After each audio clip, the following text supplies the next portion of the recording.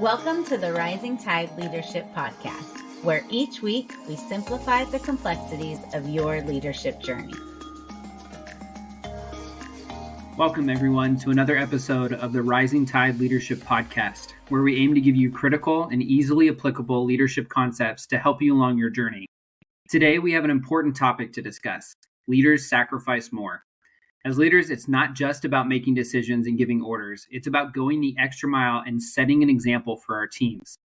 To delve deep into this subject, we have a resident expert and the owner of Rising Tide Leadership, Michael David Morales, aka Mo. Hey, what's up, Scotty? It's always good to be here talking about leadership, man. Let's do it. Absolutely. So, Mo, I'm not sure if you remember the very start of my leadership journey. It seems so long ago now.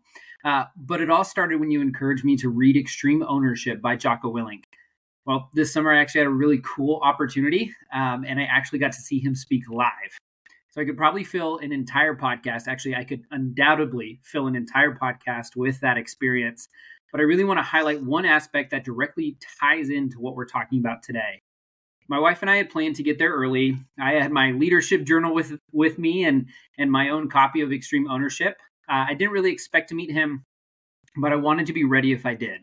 Well, we got to our seats in the balcony. The lower level was closed off, so we weren't able to get down there yet. But as I looked down, I realized that the reason it was closed off is because there was a meet and greet going on with Jocko and with some of the attendees. So we didn't purchase those tickets. So I just kind of watched as he took the time to shake hands, to sign books, to take pictures. And then after a while, he headed back and I figured, that was it. I'll see him when he gets on stage. But about 10 minutes later, when the doors downstairs opened, he came back out. And naturally, everybody jumped on it. Line quickly formed. And I rushed downstairs to try to get my chance to meet him.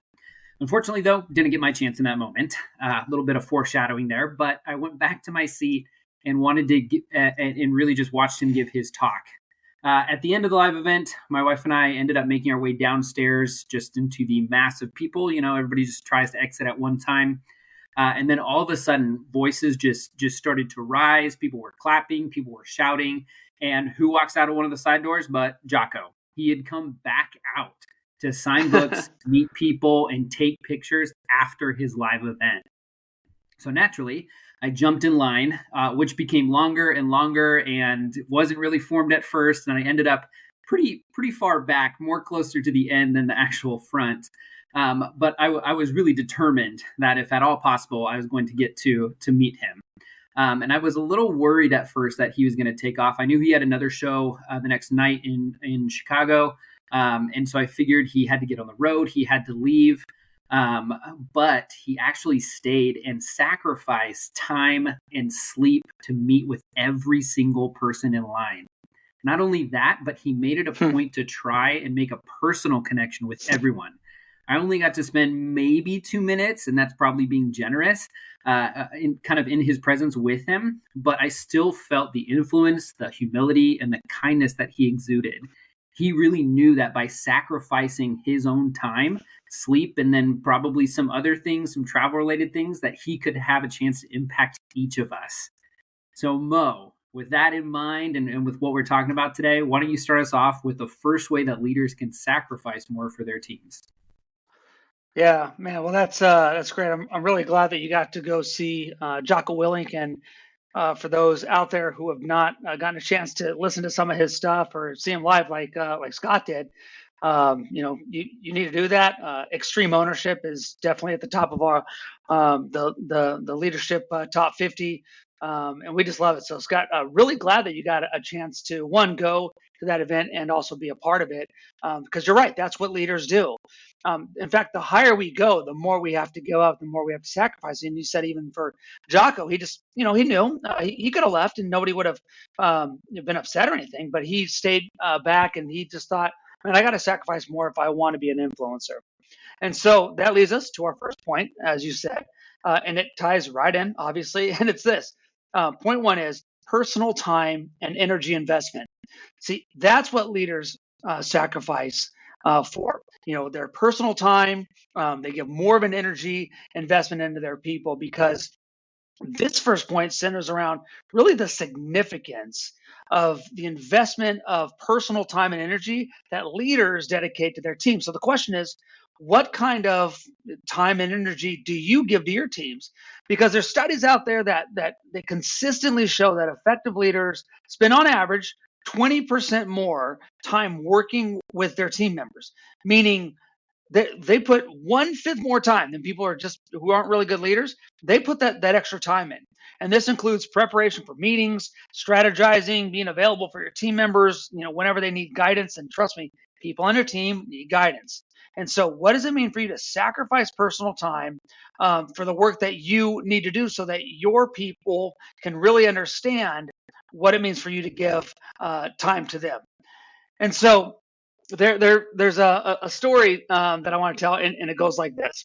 Um, I was one of the first, people that was kind of doing things within business for myself years ago, and I knew that I needed to learn about business. So I reached out to a guy that I knew who was actually in my church, and his family was really involved, and he was a business owner. And I said, and I love asking this question to people who are in business. I said, tell me a story about business and what it, tell me about a tough time in business. And they always smile and light up when I do that. And this guy did the same thing. He said, Mo, let me tell you this one. There was a strike that came at Christmas. And Mo, I am the owner, one of several owners, in a produce company. So we actually get produce wholesale and we deliver it to places. And he said, well, coming up on Christmas Eve, there was a strike within the industry. And this was years ago. And he said, we knew that this was going to happen. Our people knew that it was going to happen, but we just kind of trudged along because that's what business owners do. Lo and behold, on Christmas Eve, the strike happened. And I think, the people that wanted the strike to happen did it that way just to really mess with the owners. And so I said, well, then did the produce just not go out? Did your vendors or did your clients just not get it? And he said, Mo, that's not what happens. He said, I knew that my people wanted to work, but in solidarity, they couldn't. And so I just needed to do what was best for my team. And in that moment, it was for me to get up in that big rig and deliver that produce. And so that's what I did. And I was like, do you know how to drive a big rig? He says, nope, but I learned on that day. And I was like, wow, like that's crazy. Why would you do that? And it could have been a day late, right? And he said, no, Mo, at that level, there's a lot of mouths to feed. And yes, I got to feed my family, but there's a lot of people that were, hoping that I could get things done. And that's what the guy did, Scott. He didn't complain. He didn't try to put his people in an awkward position and say, well, I know you guys on strike, but he just said, I got to get this done. He knew the standard. He knew the practice. He knew what he had to do, and he knew what he had to do for his people. And there was nothing else he could do than to follow that deeper responsibility that he felt. He had a responsibility not only to the company and the shareholders, but also a responsibility to his clients and also the people who were eventually going to get through the strike and then go back to work. And so the company couldn't fail, right? So you see, everybody else went home that night to their families, but this guy didn't go home, and neither did the other owners of the company. When push came to shove, these leaders stepped up and they got it done. And that's my question for you. When the going gets tough as a leader, and when everybody else is going home and they're like, man, I put my time in, are you the one who gets it done? Are you the one that says, no, I'm going to go the extra mile for the company and for my people? Because when everybody else goes home, Scott, leaders stay back, they pick up the pieces, and they make things happen. Yeah, absolutely. So one other thing that I really love as you told that story is not only the sacrifice that he made, but also just the empowerment that he showed his employees, to not be Absolutely. mad at the strike, but that empowerment and that understanding towards what they needed to do and seeing that, okay, that was necessary for them to do. So what can I do in that meantime? So, wow, Right. great. And it's really so crucial to know what and when to sacrifice, but then really also how to invest that energy, just like that individual did. Yeah. And especially just because we don't have an unlimited supply of energy, so it runs on Mhm. empty. I feel like most of the time. So, but Sure. great point. So moving forward, what's that second way that leaders can sacrifice more? Yeah, if you're a leader out there and you want to sacrifice more, think about this. What do you do when it comes to decision making and accountability? And this kind of builds off that Mm. first point of responsibility, right? When we're talking about decision making and accountability as leaders, Scott, leaders demonstrate accountability by taking ownership, right? There it is, that Jocko Willink book that we're talking about today, extreme ownership, Boom. right? That's what Jocko would say. He'd say, take extreme ownership of both their successes and their failures. There's a study that's published in the Journal of Applied Psychology, and it found that leaders who openly admitted their mistakes and they actively sought solutions had a positive impact on their team in terms of morale and cohesion. I mean, that's huge, because this level of accountability requires that leaders sacrifice their ego for the benefits of the team growth. And so there's a phrase, and that phrase is one of my favorite over the years of that is, the buck stops here. And you've probably heard that somewhere in life if you're a leader. The buck stops here. And it has its roots in the slang expression pass the buck, which means that shifting blame or responsibility from yourself to somebody else. And interestingly, this is a saying that traces back to the world of poker. And in the game of poker, there's a marker and often a knife featuring a handle made from buckhorn. Okay, there it is, buckhorn, buck. And it was used to indicate the player tasked with dealing the cards. And if a player decided to abstain from dealing, they could pass the marker or the buck to the next person. Now, think about this in terms of leadership. How often do we see individuals in positions of authority attempting to pass the proverbial buck when things get tough? True leaders, though, understand that responsibility is the core of what they do in their role. They recognize, Scott, that just like in poker, they can't simply pass the buck to somebody else. Instead, they have to step up, take ownership of their decisions. Doesn't matter if they're big or small. And so President Truman, on one occasion, alluded to he would say, the buck stops here.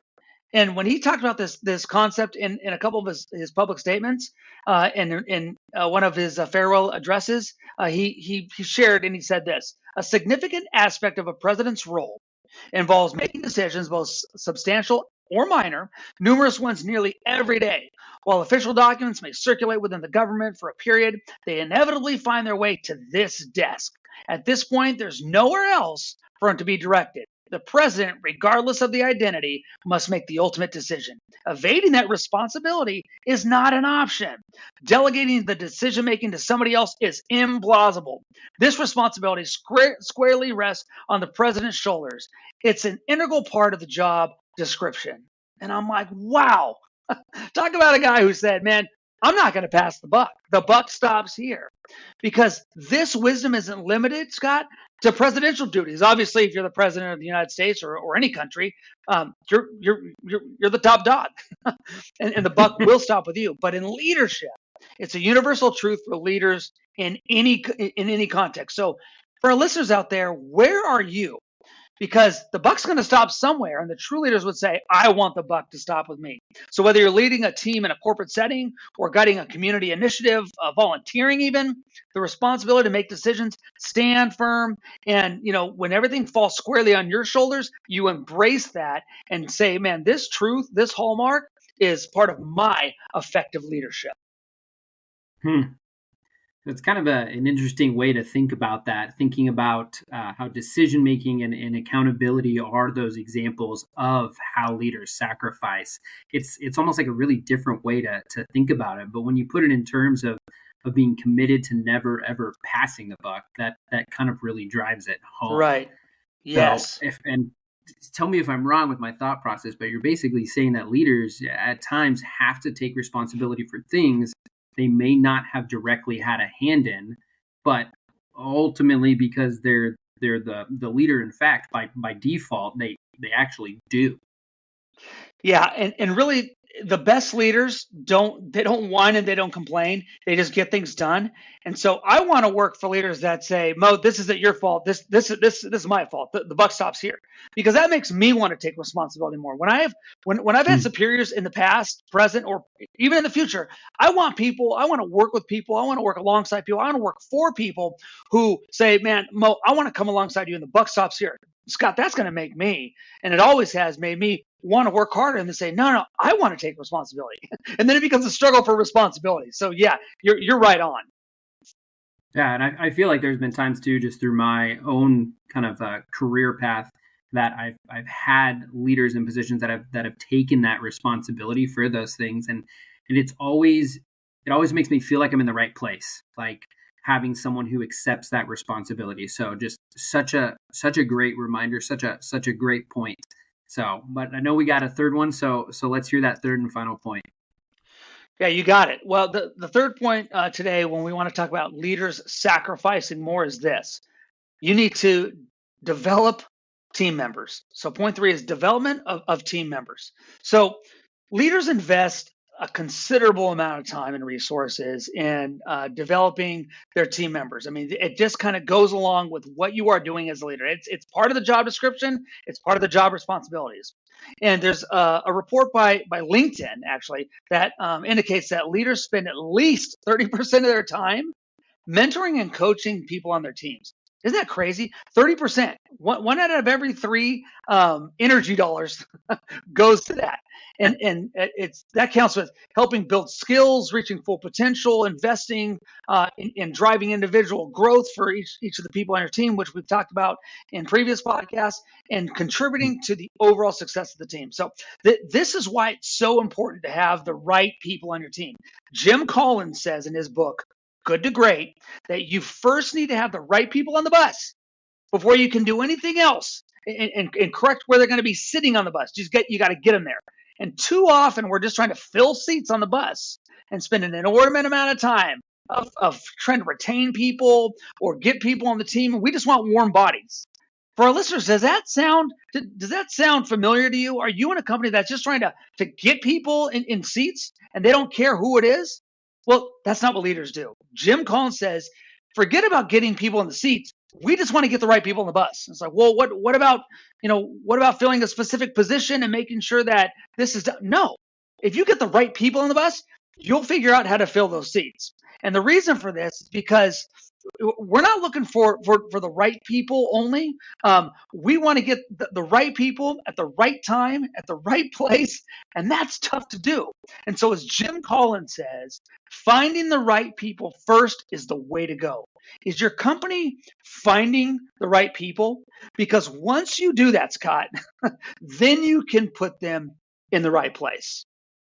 So Mo, that sounds really good on the surface, but what happens when there's a position that needs to be filled on your own team within your office? You know, you need that person in there.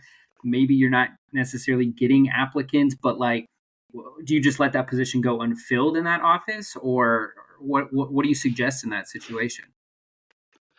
Yeah, that's a great question, and I've been a part of a lot of offices, and we're always running scripts. We always need good people, right? And my Kevin would always tell me when we were trying to fill stuff, he'd say, "Mo, we want to get the right people in the right place. Otherwise, we are going to just drive ourselves crazy because if somebody doesn't have the specific skill set that we need, if they don't build into the culture that we need." Then we're just going to end up getting rid of them anyway. So I guess what I would say for our leaders out there that are saying, man, I'm missing these people on my team, whether it's a sports team or if you're in an office or if you're on a church, a church softball league, or you're working at the YMCA and you're just like, man, I just need that person. Mo, I just need a warm body. I would say no. Leaders make sure that they grab the right people. And so what does that sacrifice as a leader mean? Maybe hold out a little bit more and everybody works a little bit harder. I don't know. I can't make that decision for you, but what I can say is leaders will step up and they'll rally their teams to get things done. Yeah, that's honestly really a great point. So, and that leaves me again, I'm getting all these questions as we're talking about this. But if you are an individual, say you have the right people on your staff, in your circle, you talk all the time about having leadership in that good position, having the right people on your team should only lead to success and avoiding things like burnout and things like that. But if you have the right people on your staff or kind of in your inner circle, but you still experience that burnout, which I'm sure some of our listeners do within your team, what do you suggest in those situations, or where do you see that fix needs to be? Yeah, most people don't like this answer from me when we're talking about burnout. My my thoughts on burnout is it shouldn't happen. If you are on a team where you're experiencing burnout, you really need to start looking somewhere else. Honestly, because your leaders, my leaders, if you're out there in a company right now, and we all report to somebody, right? But if you feel like you are just burned out and you're going home and you're like, man, I don't want to go. Like I just can't put in another day, another hour. That's not healthy. And Mo, does that mean I just work? I don't work as hard. No, I'm not saying that. I worked over the years with some really good leaders, and I never felt burned out. If I ever got close to feeling burned out, I would either talk to my leader. So if you're feeling burned out there, you need to talk to your leader and tell them, oh, there needs to be some changes, and I'm willing to work to make the changes, but I can't keep coming to work feeling like this, because when you experience burnout as a leader, the people that are under you, they're going to feel that burnout. And then what it's going to do to them, it's going to bring their level of enthusiasm down, and it's going to make the whole team not good. So the answer is stay away from burnout. If you're burning out, you need to figure something out, make a change, because you should not be feeling burnout. You should not. You always say that, people might not like that answer, but in all honesty, I think that's true. And sometimes Sure. the truth hurts. I'm sure that's a line in a movie somewhere, but I really do think you're speaking the truth in that. It's good to hear. So, but thinking about picking people, right? We're talking about picking people to be in the right position. So what would you say to the listeners who aren't in a position to pick people? Like maybe what are some strategies for them if leadership isn't picking the right people and they don't really have any sort of influence or say in it? Yeah, again, if you're not what I call a decision maker in an office, and you are going to pretty much be given people on your team, this most people aren't going to like this answer either. But you're really you're looking to those decision makers, and so you either need to chat with them and say, hey, this is kind of what I need for my team, or maybe they don't even want that input from you, and they're just like, hey, just work with what I give you. And if you don't like the people that you've been given for your team, again, you need to start looking for a team that you trust that leader. You have to have trust. You have to have trust in your leaders, because the people that you have underneath you, they need to have trust in you. But if you keep having people being put on your team that shouldn't be there, there's little that you can do for that. Yeah, you can increase your leadership abilities and get better, but if you continue to be given people and they say, well, just deal with it, you need to get out of that situation. You need to get under a leader who knows how to pick the right people. We are getting into it today here. So ultimately, I just, getting the right people in the right place really is key. I feel like that just really sums it up. And in all honesty, it's something that I've tried consistently to be the right person in the right place throughout my career. And throughout my longevity, it's worked sometimes it hasn't worked, but it's always a learning process, right? You're always getting better. You're always learning, becoming a better leader. So I really like Absolutely. being part of teams that have my best interest in mind. Yes. So I guess, what I would say is this, you need to be the kind of leader who actively promotes the career advancement of your team. Because what we've just been talking about in this last couple of minutes is you want your leaders to, have your best interests in mind. And so for you as leaders out there, with the people that you are connecting with, are you looking at their career advancement? Because when you have this commitment to others, that growth often, requires leaders to sacrifice more of their own personal agendas and prioritize the people underneath them to make them better. And that takes a lot of energy. And so it always starts there, with those right people, and then helping them to become better. And then, Scott, that's when you're going to have a really good team on your hands. Absolutely. And I'd imagine that as we've kind of talked through this today, that it can sometimes surprise us that effective leadership goes beyond simply giving orders, like I would imagine most of us view leadership as. But it's really about investing time, making tough decisions, and fostering growth within our teams.